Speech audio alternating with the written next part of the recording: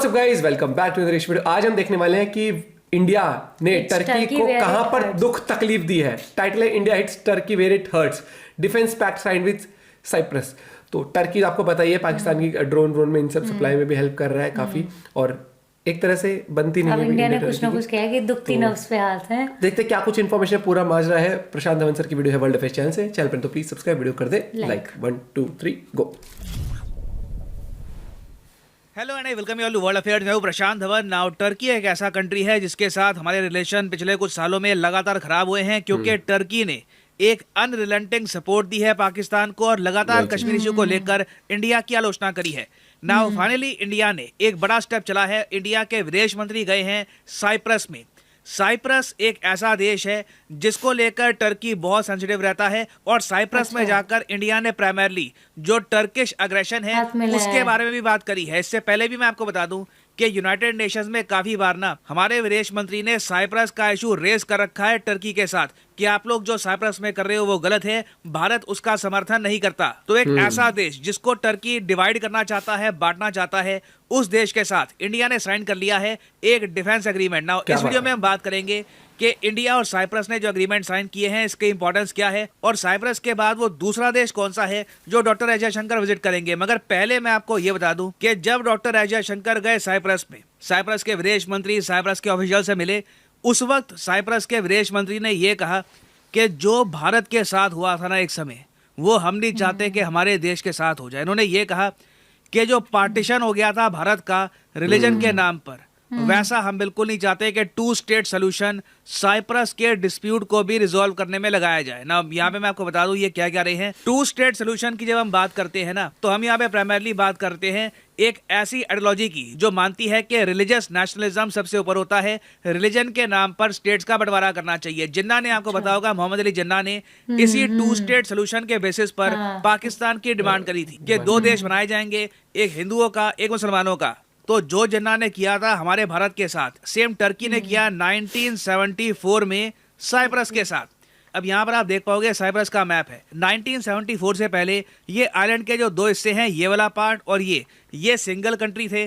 1974 में क्या होता है कि टर्की इन्वेड करता है इस आइलैंड को, ये जो हिस्सा है इसको तोड़ देता है और ये कहता है कि ये हिस्सा हो गया टर्किश मुसलमानों का और ये हिस्सा हो गया क्रिश्चियन ग्रीक का। टर्की ये कहता है कि साइप्रस में 2 टाइप के लोग रहते हैं, 2 एथनिसिटी, 2 रिलीजन के लोग रहते हैं। एक तो क्रिश्चियन जो इस साइड रहेंगे साउथ की साइड, और मुस्लिम्स जो नॉर्थ की साइड रहेंगे। और टर्की ने यहाँ पर ये जो हिस्सा है ना अलग करके इसको एक नाम भी दे दिया नॉर्दर्न साइप्रस। और आज के समय टर्की की गवर्नमेंट यहाँ पर एक सरकार को सपोर्ट करती है। नॉर्दर्न साइप्रस का इन्होंने बना रखा है प्रेसिडेंट, कुछ हद तक ऐसे ही है जैसे पाकिस्तान ने कश्मीर का बना रखा है प्रेसिडेंट। और टर्की के इंटरवेंशन की वजह से इस टापू में रिलेशन लोगों के इतने खराब हो गए कि यूनाइटेड नेशंस को एक बफर जोन बनाना पड़ा साइप्रस और नॉर्दर्न साइप्रस के बीच में, क्योंकि रिलीजन के नाम पर इस टापू को बांट दिया गया था। अब इंडिया की पॉलिसी की अगर हम बात करें तो इंडिया इस विभाजन को नहीं मानता। हम नहीं मानते कि नॉर्दर्न साइप्रस नाम का कोई देश है, हम मानते हैं कि एक ही देश है, वो है साइप्रस। और साइप्रस ने यही बात कही है यहाँ पर कि हम आपका सपोर्ट चाहते हैं। जो आपके साथ हुआ, जिस तरीके से पार्टीशन ऑफ इंडिया हुआ था, जिसको ये कहते हैं एक रिग्रेटेबल इंसिडेंट था, ये साइप्रस के साथ नहीं होना चाहिए। और ये बात दुनिया भर में देखी गई है कि रिलीजन के नाम पे जब बंटवारे होते हैं ना, तो उस रीजन में, उस पूरे एरिया में आप देखते हो कि इतनी नफरत फैल जाती है कि वो नफरत कई सदियों तक जाती नहीं है। नाउ पर्सनली आप अगर मुझसे पूछें तो हिस्टोरिकली ना इंडिया को बहुत ज़्यादा स्ट्रॉन्ग रिलेशन बिल्ड करने चाहिए थे साइप्रस के साथ, मगर हम कुछ चीज़ें थोड़ा सा स्लो करते हैं। जब तक टर्की ने बार बार कश्मीर का इशू यूनाइटेड नेशंस में रेज नहीं किया, तब तक हम लोगों ने साइप्रस की जो इंपॉर्टेंस है ये समझी नहीं।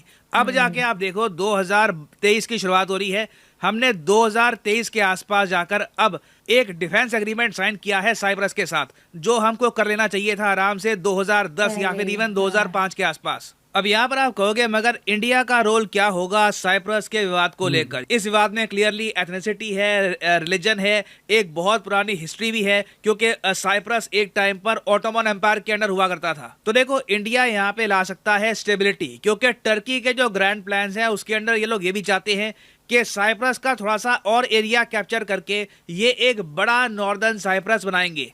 तो इंडिया ने जो डिफेंस एग्रीमेंट साइन कर लिया है मिलिट्री कोऑपरेशन का साइप्रस के साथ, इससे पहले तो ये होगा कि साइप्रस की मिलिट्री जरा स्ट्रांग होगी, क्योंकि अब आप देखोगे भविष्य में इंडियन नेवी, इंडियन आर्मी लगातार साइप्रस में जाती रहेगी युद्ध अभ्यास करने के लिए। बिल्कुल टर्की के साउथ में इंडिया युद्ध अभ्यास कर रहा होगा आने वाले समय में। उसके अलावा आप अगर देखो तो टर्की के बिल्कुल साथ में एक और देश है ग्रीस। ग्रीस के साथ भी टर्की के रिलेशन अच्छे नहीं है, क्योंकि जहां पर टर्की सपोर्ट करता है टू स्टेट सोल्यूशन को, रिलीजियस डिवीजन को, ग्रीस एक ऐसा कंट्री है जो मानता है कि पूरा साइप्रस एक है, दोनों धर्मों के लोगों को मिलकर रहना चाहिए। तो ग्रीस के साथ भी आप अगर देखें तो भारत युद्ध अभ्यास करता है मेडुसा के नाम से। हाल ही में जो मेडुसा का 12th वर्जन हुआ है उसमें हमने पहली बार देखा कि ईस्ट मेडिटेरेनियन में, मतलब कि टर्की के करीब, ग्रीस और इंडियन मिलिट्री ने मिलकर किया युद्ध अभ्यास। और आप जान के हैरान होंगे, ग्रीस में ना इंडिया को लेकर अवेयरनेस इतनी है कि ग्रीस के कई मेंबर ऑफ पार्लियामेंट ने यह कहा है कि इंडिया के साथ एक परमानेंट सिक्योरिटी पार्टनरशिप एस्टैब्लिश कर दो, इससे ग्रीस काउंटर कर पाएगा टर्की की पार्टनरशिप को विद पाकिस्तान। देखो, अगर टर्की सपोर्ट कर रहा है पाकिस्तान को तो ये हमारे लिए इशू है इंडिया में, मगर पाकिस्तान भी इन रिटर्न सपोर्ट कर रहा है टर्की को। ये एक इशू है साइप्रस का और ग्रीस का, और वो लोग हमारा सपोर्ट चाहते हैं वहां पर। तो कभी भी यहाँ पर ये मत समझना कि साइप्रस अकेला देश है जिसको हम सपोर्ट कर रहे हैं। यहाँ पर दो मेन कंट्रीज हैं, ग्रीस और साइप्रस। उसके अलावा फ्रांस एक ऐसा कंट्री है जो साइप्रस को सपोर्ट करता है, जो ग्रीस को सपोर्ट करता है। हाल ही में आपने देखा होगा फ्रांस ने ग्रीस को रफाल विमान भी बेचे हैं। तो देखो, बहुत से फ्रेंडली कंट्रीज हैं जो इस इशू को लेकर इकट्ठा है यूरोप में। तो इंडिया की अगर यहाँ पे कोऑपरेशन बढ़ती है तो बाय डिफॉल्ट आप देखोगे हमारे फ्रेंडली कंट्रीज के साथ हमारे रिलेशंस और इंप्रूव होंगे। खैर, डिफेंस के अलावा अगर आप और जगह देखें तो इंडिया ने एक लेटर ऑफ इंटेंट साइन कर दिया है माइग्रेशन एंड मोबिलिटी पार्टनरशिप का। इसके अंडर क्या होगा कि भविष्य में इंडिया के इन्वेस्टर्स, बिजनेसमैन ज्यादा आसानी से जा पाएंगे साइप्रस में। और वैसे मैं आपको बता दूं कि इंडिया के जो यहाँ पर एक्शंस हैं कि हम साइप्रस में गए और वहाँ पर हमने टर्की का जो अग्रेशन है साइप्रस के खिलाफ, इसको डिस्कस भी किया, ये पूरे यूरोप में सराहा जाएगा। चाहे गवर्नमेंट की अगर हम बात करें ना तो फ्रांस, ग्रीस, वहाँ की जो गवर्नमेंट्स हैं वो प्राइमरली इस पर बात करेगी, मगर अगर हम बात करें आम जनता की तो पूरे यूरोप में ये बात जाएगी कि India is now going global. और एक इशू जिसको लेकर पूरा यूरोप एक है, साइप्रस की रीयूनिफिकेशन, उसको इंडिया भी सपोर्ट करने को आ गया है। ये मैं बता रहा हूँ पूरे यूरोप में एक बहुत ही पॉजिटिव मैसेज सेंड करेगा। खैर, ये तो हमने बात करी है साइप्रस की। साइप्रस के बाद एक और देश है ऑस्ट्रिया। ऑस्ट्रिया यहाँ पे आप देख पाओगे मैप में, ऑस्ट्रिया में भी जाएंगे हमारे विदेश मंत्री, और ऑस्ट्रिया में जाना बहुत ही इंपॉर्टेंट है। देखिए, ऑस्ट्रिया वैसे इंडिया के लिए एक फ्रेंडली कंट्री है। 3 जनवरी को हमारे विदेश मंत्री पहुंच जाएंगे ऑस्ट्रिया में। मगर रिसेंटली क्या हुआ कि ऑस्ट्रिया ने यह कह दिया कि आज के समय अगर यूरोप में नई असाइलम वेव आ रही है, बाहर के बहुत सारे लोग आ रहे हैं यूरोप में, तो उसका रीजन है एक तो migrants from India and north Africa.